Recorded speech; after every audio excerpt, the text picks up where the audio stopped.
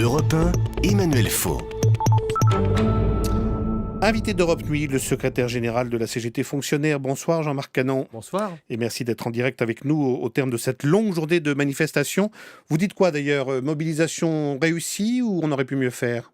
Mobilisation absolument réussie. On aurait toujours pu mieux faire, mais enfin les chiffres sont très significatifs. Sur l'ensemble de la fonction publique, 20 à 25% de grévistes, près de 300 000 manifestants sur tout le territoire. C'est la plus grosse manifestation de la fonction publique depuis 2007. Je crois que c'est un signe. Alors, le point de ralliement de tous les syndicats ce jeudi, c'était le gel du fameux point d'indice qui empêche la rémunération des fonctionnaires de décoller. Le gouvernement dit aujourd'hui, on ne va pas bouger là-dessus. Quel est votre espoir d'obtenir le déblocage, si je puis dire, de ce gel ? Moi, je crois que le gouvernement serait bien avisé de changer d'avis. D'abord parce que c'est un problème de justice sociale. Les fonctionnaires ont perdu depuis 4 ans environ 6% de leur pouvoir d'achat, sans compter les cotisations retraite qui augmentent. Et par ailleurs, on ne peut pas avoir une relance de l'économie et une croissance pérenne sans que les ménages et les salariés aient leur pouvoir d'achat maintenu augmenté.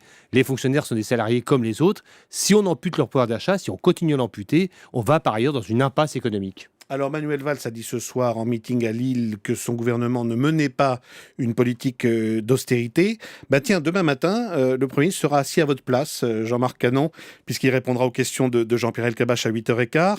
Quelle est la question que vous aimeriez lui poser directement à Manuel Valls ? Eh bien, la question que j'aimerais lui poser, c'est c'est la même question, comment il répond à la question de justice sociale pour laquelle ce gouvernement a été élu, à savoir redonner du pouvoir d'achat des salariés qui en sont privés aujourd'hui, et 2, comment compte-t-il relancer l'économie s'il continue encore une fois à comprimer le pouvoir d'achat. C'est ce double question qui est corrélée au pouvoir d'achat des gens de la fonction publique qui a été aujourd'hui posée, et question à laquelle j'aimerais bien que Manuel Valls réponde, ce qu'il n'a d'ailleurs pas fait dans le cadre de la demande d'audience que tous les syndicats lui avaient faite et à laquelle il n'a pas répondu. Et quand vous regardez les derniers indicateurs économiques dont on a eu connaissance aujourd'hui, avec 0% de croissance pour le premier trimestre 2014, avec une consommation en berne, des investissements aussi en baisse, vous mesurez bien vous-même, Jean-Marc Canon, qu'il y a une difficulté de conjoncture économique pour relancer la machine. Et pas du tout.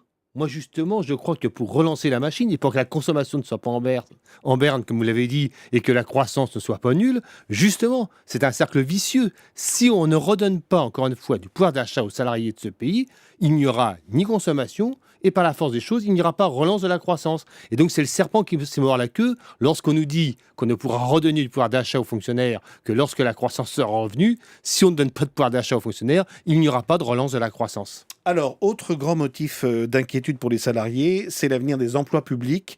Est-ce qu'il y a des secteurs qui vous préoccupent particulièrement en raison des réductions d'effectifs programmées, Jean-Marc Canon ? Oui, bien entendu. Je rappelle d'abord que les réductions d'effectifs ont commencé depuis quelques années déjà dans la fonction publique. Et aujourd'hui, je ne peux pas tous les citer, mais enfin, il y a un problème crucial d'emploi à l'hôpital public. Je crois qu'il suffit d'y aller pour se rendre compte, et je crois que ça met en cause un service public éminent et extrêmement important. Le travail d'infirmier particulièrement ? Infirmier, par exemple, tout le monde sait, il suffit d'aller à l'hôpital public, il suffit d'aller dans les urgences pour se rendre compte dans quel flux tendu depuis trop d'années on maintient aujourd'hui l'hôpital public. Et puis, il y a des secteurs entiers, je pense au ministère de l'écologie, je pense au ministère des Finances, je pense au ministère de la Culture, plein de départements ministériels de l'État qui aujourd'hui sont confrontés à de véritables problèmes de rendu du service public, parce que c'est bien ça dont il est question.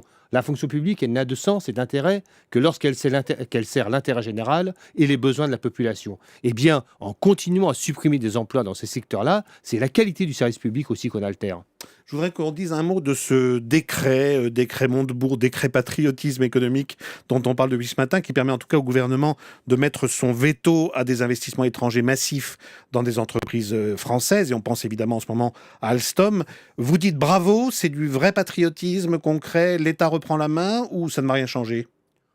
Je dis que c'est un élément marginal dans ce qui nous semble être pour la CGT une véritable politique de la relance et une véritable politique de relance aussi de l'emploi industriel et de l'économie industrielle. On a besoin aujourd'hui de bien d'autres choses pour pouvoir relancer la mécanique en France. Et de ce point de vue-là, ce qu'a annoncé Arnaud Montebourg aujourd'hui me semble pas inintéressant, mais très loin du compte pour pouvoir, encore une fois, donner satisfaction et pouvoir sortir de la crise dans laquelle nous sommes depuis déjà trop longtemps. Merci beaucoup Jean-Marc Canon d'être Merci à vous venu de dans m'avoir Europe invité. Nuit. Je rappelle que vous êtes le secrétaire général de la CGT fonctionnaire. Merci.